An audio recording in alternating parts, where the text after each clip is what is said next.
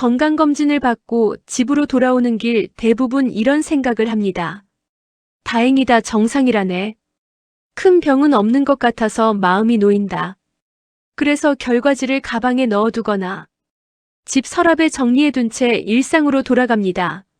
하지만 조금만 차분히 생각해보면 건강검진 결과지에 정상이라는 말, 이게 정말 완전한 안심을 의미하는 걸까요? 사실 국가건강검진은 몸에 아무 문제가 없다는 보증서라기보다는 지금 이 시점에서 큰 위험 신호가 보이지 않는다는 1차 점검에 가깝습니다. 특히 50대 이후가 되면 몸의 변화는 훨씬 조용하게, 천천히 진행됩니다. 아프지 않다고 해서 문제가 없는 건 아니고 수치가 정상이라고 해서 관리가 필요 없는 것도 아닙니다. 오늘은 건강검진을 받고 난 뒤 많은 분들이 그냥 지나치기 쉬운 추가 검사 이야기를 풀어보겠습니다. 건강검진에서 가장 기본이 되는 검사는 바로 혈액 검사입니다. 공복혈당, 콜레스테롤, 간 수치, 신장 수치까지 한 번에 확인할 수 있습니다. 그런데 여기서 꼭 기억해야 할 한 가지가 있습니다. 정상 범위에 들어간다고 해서 몸 상태가 완벽하다는 뜻은 아닙니다. 예를 들어 공복혈당이 정상 범위의 상한선에 가까운 경우, 콜레스테롤 수치가 해마다 조금씩 올라가고 있는 경우, 간 수치가 아직 정상인데 작년보다 분명히 높아진 경우, 이런 변화는 아직 병이라고 부르기엔 이르지만 몸이 방향을 바꾸고 있다는 신호일 수 있습니다. 이럴 때 도움이 될 수 있는 검사가 바로 당화혈색소 검사입니다. 당화혈색소 검사는 최근 2~3개월 동안 혈당이 평균적으로 어떤 상태였는지를 보여줍니다. 하루 공복 혈당만으로는 놓칠 수 있는 초기 당대사 이상을 조금 더 넓은 시야로 확인할 수 있는 검사입니다. 아직 약 먹을 단계는 아니지만 생활 습관은 신경 써야겠구나. 이런 판단을 도와주는 검사라고 생각하시면 됩니다. 국가건강검진에서는 40세 이상을 대상으로 위내시경 또는 위장 조형 검사를 진행합니다. 또 50세 이상부터는 분변잠 혈 검사를 통해 대장 이상 여부를 살펴봅니다. 하지만 이 검사가 정기적으로 있다는 이유만으로 모든 상황을 다 커버해주지는 않습니다.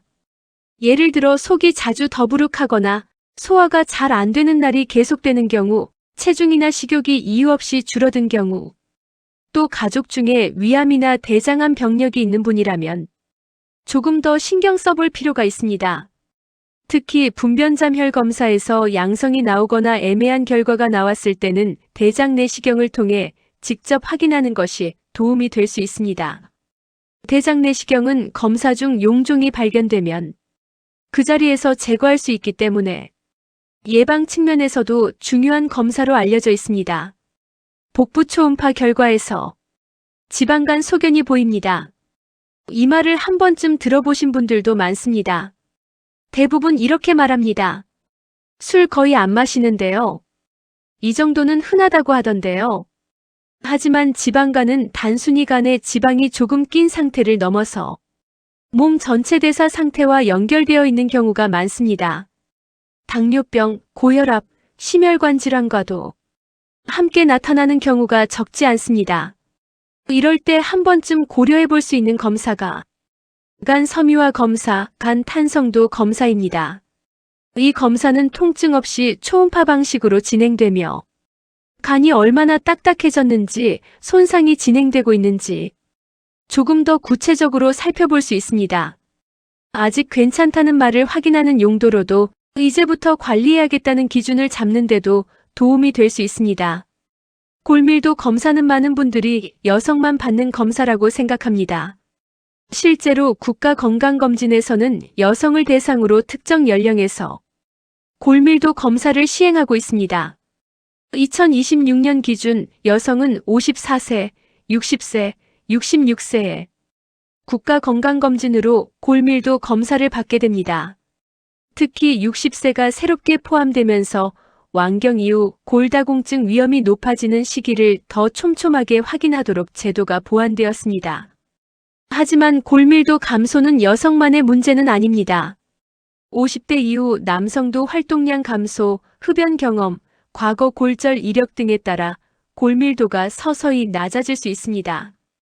골다공증은 통증 없이 진행되다가 어느 날 갑자기 골절로 나타나는 경우가 많기 때문에 아프지 않다는 이유만으로 안심하기는 어렵습니다.